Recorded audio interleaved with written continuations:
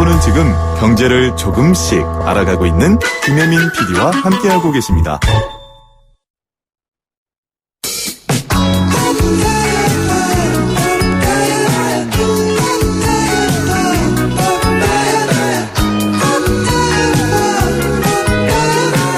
우리 경제를 생생하고 상생할 수 있는 분들을 모시는 생생초대석입니다. 생생경제에서 노동자 또 근로자의 어려움을 굉장히 많이 전달하긴 하지만요. 사실 기업을 이끄는 대표들의 고충도 만만치 않습니다. 때 되면 월급 줘야 되죠. 또 직원들 이야기 들어줘야 되죠. 정말 외롭고 힘든 자리입니다. 저도 잘 압니다. 그런 분들에게 길 안내를 해주는 분을 오늘 모셨어요. 이분이요, 이번에는 한비자의 가르침을 각 조직의 리더들에게 잘 설명할 수 있는 리더는 하루에 100번 싸운다라는 책도 쓰셨습니다. 앞서 말씀드린 대로 오늘 방송 들으시면서 문자 보내신 분들 10분 선정해서 저희가 이 책 여러분들께 선물로 드리도록 하겠습니다.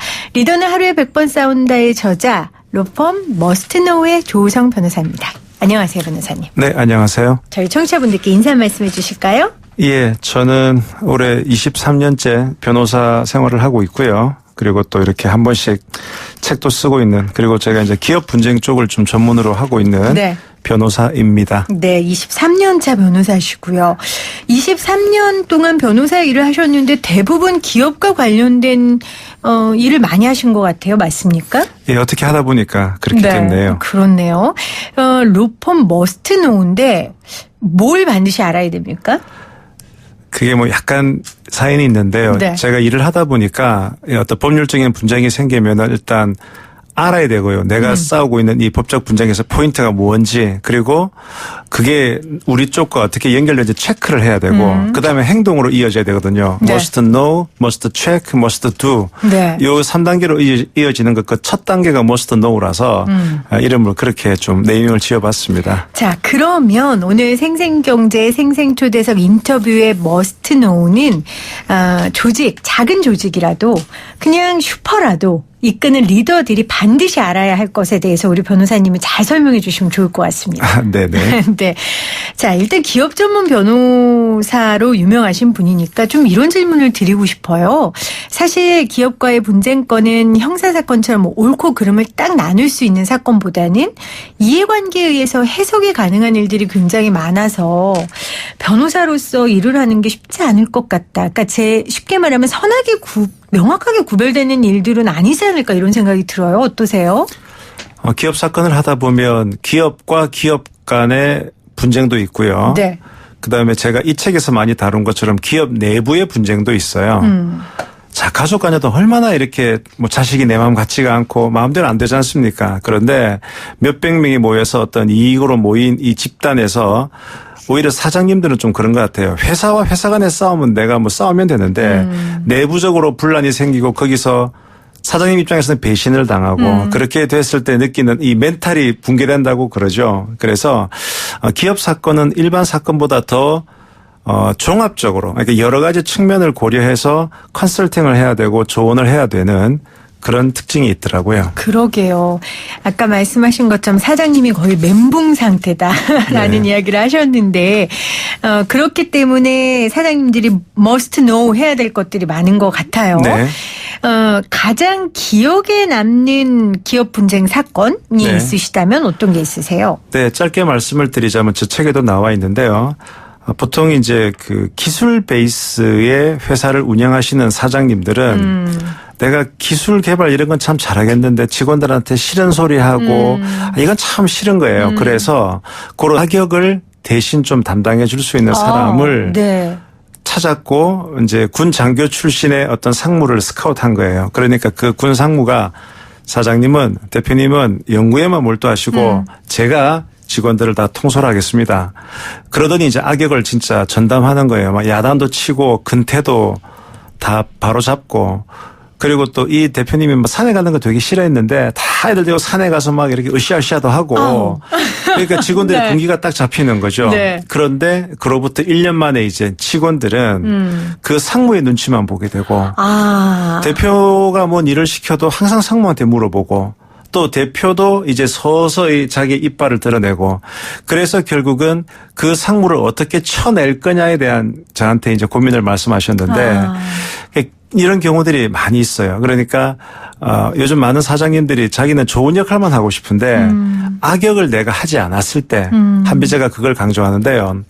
나에게 주어진 권한을 제대로 활용하지 않고 그 악역을 딴 사람에게 맡김으로 인해서 권력의 지형도가 바뀌고 결국 나중에는 내가 컨트롤하지 못하는 그런 일이 발생해서 그래서 나중에 그 상무를 속칭 이렇게 찍어내는데 네. 너무나 많은 힘이 들었고 그 과정에서 결국 그 사장님은 결국은 이 CEO란 자리는 좋은 스포트라이트만 받는 것이 아니고 악역도 할 수밖에 없는 그걸 내가 못한다면 나는 사장으로서 자격이 없다. 그렇게 또 본인이 다시 단단해지는 그런 계기가 되시는 그런 사건이 되게 기억에 남았습니다. 그러니까 이런 사건들을 계속 접하시다 보니까 우리 변호사님께서 리더들이 조금 영감을 얻을 수 있고 안내를 받을 수 있는 그런 지도 같은 책이 있었으면 좋겠다라는 생각을 하셨을 것 같아요. 그래서 고전을 그렇게 많이 읽으시나요? 왜냐하면 리더들을 변호사님이 그러니까 인도라고 말하면 그렇지만 무언가를 알려주셔야 되고 안내해 주셔야 되잖아요. 어릴 적에 저희 어머니가 저를 이렇게 딱 사주를 어디에 누구한테 보여주면 네. 사주 선생님이 이 친구는 나중에 선생님 할 팔자인데 그런 얘기 많이 하셨대요. 그런데 네. 제가 변호사를 오래 하다 보니까 변호사 역할이 분쟁을 해결하는 것도 있지만 동시에 의뢰인들을 말 그대로 이끌고 또 의뢰인들을 좀 멘탈도 이렇게 바로잡아 주면서 가는 그런 선생님의 역할을 해야 되거든요. 저도 이제 어린 나이부터 변호사를 하다 보니 저보다 나이가 20살, 30살 많은 분들을 이렇게 이끌려고 하다 보니 법지식은 제가 앞서지만 인격적인 그런 부분에서 뭔가 좀 커버를 하려고 하더니 제가 이제 고전을 보고 예를 들어 어떤 분에게 얘기할 때 사마천 사기를 빗대서 네. 한신도 그때 깡패한테 무릎을 꿇었습니다. 그러고 그 인고의 세월을 지나갔습니다. 이런 식으로 고전을 인용하다 보니까 나이 드신 특히 남성분들에게 먹히더라고요. 그러면서 고전을 제가 좋아했었고 그러다가 이제 한비자에 빠지게 되었죠. 그렇군요. 그러니까 물론 변호사라는 건 법으로 의뢰인을 도와주는 거지만 세상에 사실 법까지 안 가더라도 해결할 수 있는 방법들이 많잖아요. 네. 그 안에 이제 지혜도 있고 방법도 있고 그런 것들 의뢰인에게 알려주기 위해서 고전을 읽게 되셨고 특별히 이번에 한비자를 읽고 우리 리더들을 위한 책을 쓰셨습니다. 오늘 생생초대서 리더는 하루에 100번 싸운다의 저자 루펌 머스트노우의 조우성 변호사와 함께하는데요. 여러분들 지금 문자로 많이 책 받고 싶어요 보내주시는데 책 받으시고 싶으시면 샵 0945 우무정 0945로 보내주시면 됩니다. 1045님 책 하루라도 안 읽으면 입안에 저는 가시가 돋아요. 책 보내주세요. 이렇게 보내주셨네요. 자 그럼 본격적으로 우리 한비자 이야기를 해보죠. 리더는 하루에 100번 싸운다에 영감을 준 책이 한비자인데 왜 하필 한비자입니까? 예전에 어느 중국 철학자가 그 얘기를 한 적이 있습니다. 사람에게 이기려면 손자병법을 읽고 사람을 알려면 한비자를 읽고 사람을 이끌려면 논어를 읽어라 이런 얘기가 있는데요.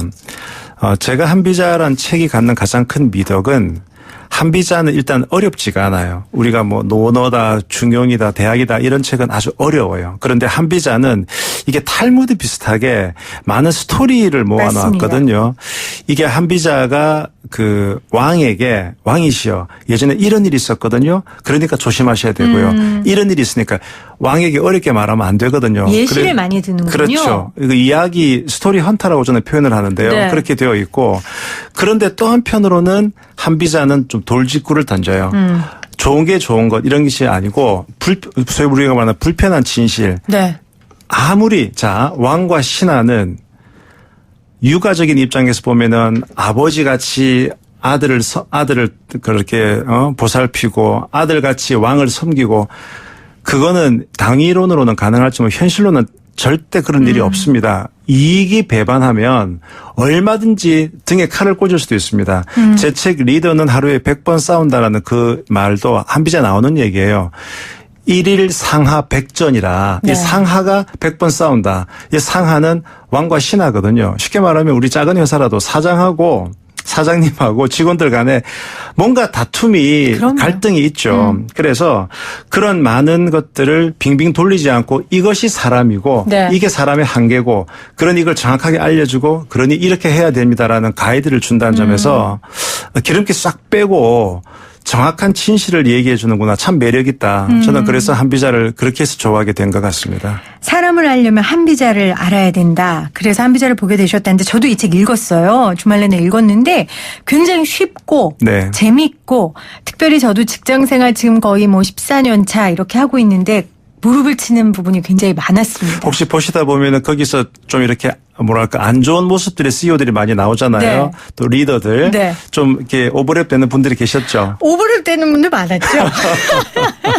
많았고요. 그리고 예. 제 모습도 오버랩 됐고요. 그렇죠. 그리고 제가 이제 신입 직원 때 저건 좀 아니다 했던 모습들이 사실은 제가 어느 정도 직장 생활하고 연차가 쌓여보니까 리더가 저때 저럴 수밖에 없었겠구나 이해가 가는 부분도 있었고요. 책에 참 여러 가지 부분들이 마음에 와닿았는데 그중에 저는 그 한비자의 핵심은 인간은 악한 게 아니라 약한 것이다. 저는 그 말이 굉장히 마음에 와닿았어요. 왜냐하면 한비자 하면 사람들이 되게 성악설, 사람을 무조건 나쁘게 보고 이렇게 비판하는데 결국 한비자가 얘기하는 건 인간은 약한 것이다 라는 거거든요. 맞나요? 그래. 왜 사람은 이익에 따라 움직이냐. 그러니까 사람이 이익에 따라 움직이는 사람은 대단히 이기적이고 결국 그것은 성악설을 바탕으로 한다. 이렇게 이제 이어지는데요. 제가 이렇게 책을 보고 또 제가 실제 많은 분쟁을 하다 보니까 네. 좋았던 관계가 나빠지는 그런 경우들이 많거든요. 제가 좋아하는 표현 중에 이런 게 있어요. 되게 가난한 사람의 계산법은 돈 계산은 되게 정확해요. 그렇죠. 이번 달에 돈 100만 원이 들어와야 되는데 만약에 80만 원만 들어와도 이게 뭔가 펑크가 나고 전체적으로 이게 스텝이 꼬이는 거거든요. 네. 돈이 많은 사람은 조금 여유가 있죠.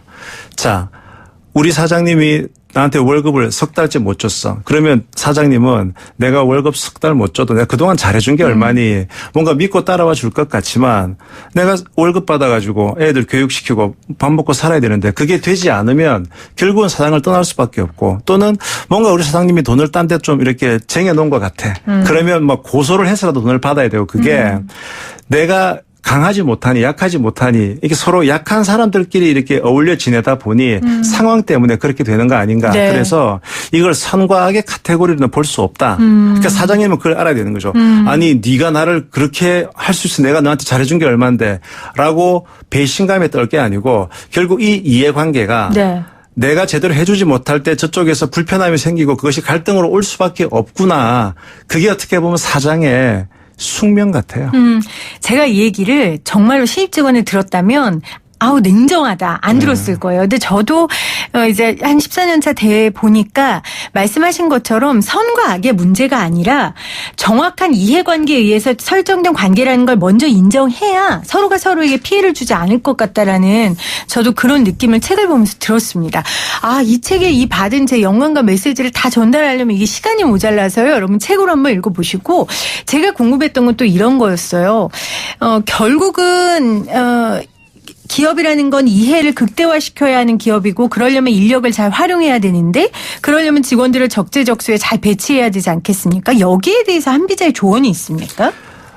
한비자는 법가사상가인데요. 네.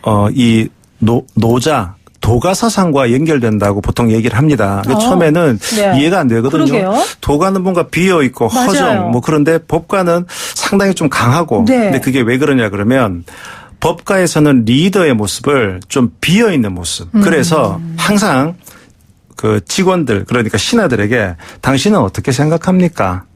어떻게 하면 좋겠습니까? 라고 물어보라는 거예요. 근데 그건 권한을 주는 거 아니에요? 네, 권한을 준다기보다 그 우선 생각을 얘기를 하게 하고 그렇게 하면 된다는 얘기죠. 한번 해보세요. 그러니까 이게 왕이 리더가 꽉 차서 내가 모든 계획을 가지고 이렇게 저렇게 이렇게 라고 하는 것이 아니고 빈 상태에서 물어보고 하라고 일단 시키는 거예요. 그러면은 신하된 입장에서 어떻게 하겠다라고 얘기를 하죠. 네. 그랬는데 나중에 그게 제대로 이루어지지 않으면 그때 책임을 묻겠다는 거예요. 이게 소위 혁명 참동의 정신인데 그러니까 사실 대부분의 리더들은 너무나 꽉 차 있고 내가 모든 걸 다 하려고 하는 거거든요. 근데 그게 아니고 적재적소에 쓰려고 그러면 사람들을 알아야 돼요. 네. 근데 대부분의 리더들은 내 생각으로 사람들을 재단하고 내 생각으로 내가 주고 싶은 걸 주는데 그것이 아니고 제가 또 한비자를 오래 읽다 보니까 새로운 직원들을 만나게 되면 네. 너가 어떤 생각을 가지고 있고 정확하게 알아내고 그 사람의 얘기를 많이 들으면서 그 사람을 파악해내고 이 자리에 써야 되겠구나. 그런 점에서는 대단히 위임을 하지만은 그 사람을 정확히 파악하는 단계를 거치는 그런 점에서는 아주 무섭고 예리한 리더죠.